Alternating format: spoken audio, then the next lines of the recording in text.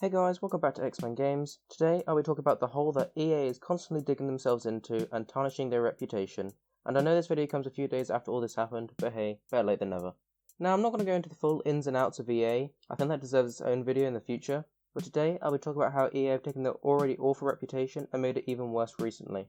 Now, as we all know, EA have never really been a company to care about their fan base, being the creators of FIFA Ultimate Team and essentially helped to create the pay-to-win features, loot boxes, and in-game monetization, just to name a few. They've made some terrible games over the past few years, such as Anthem and Mass Effect Andromeda, and their actions are quite unbecoming, and to add to that, they've been voted the worst company in America, twice in a row. That's pretty bad, and despite the fact that many gamers are starting to get very fed up with them, EA are still marching on like nothing ever happened. However, I'm here to talk to you guys about EA's latest act of utter stupidity, and that was designed to remove and delist some of their old games from goodoldgames.com. Essentially what this means is that 4 popular EA games released in the 90s, which are Ultimate Underworld 1 and 2, and 2 of the Syndicate games, have now been removed. This means players will no longer be able to download and play these games, which to be honest I think is a bit of a dick move. These games are to many people absolute classics, and with the physical hard copies being hard to come by these days, EA are essentially removing any possibility for players who've never had the opportunity to experience these games to actually play them.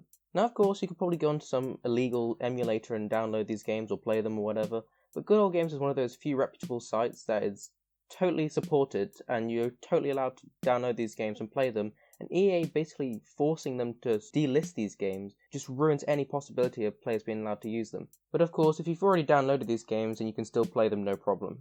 Now, I'm not too bothered about this sort of thing personally. I've never played Ultima or the Syndicate games. But what I'm really worried about is that if EA can get away with this sort of thing, then what stops them from doing it in the future with much bigger titles? Of course, the PlayStation Store and PS3 was recently taken down, and so it really begs the question, if more companies, not only EA, but companies in general, will start to follow in suit and delist their older games too.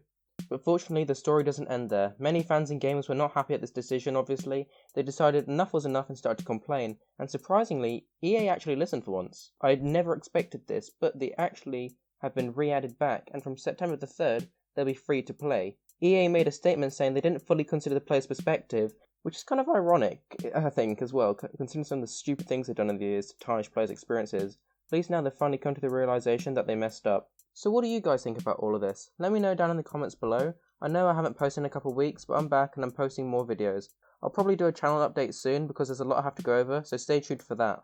I'm also hoping to finally get my hands on a webcam to start doing some proper live streams soon, so that should be good fun. But as always guys, if you haven't already, please be sure to hit that subscribe button below if you want to see more content like this. And with that, thanks for watching and I'll see you in the next video.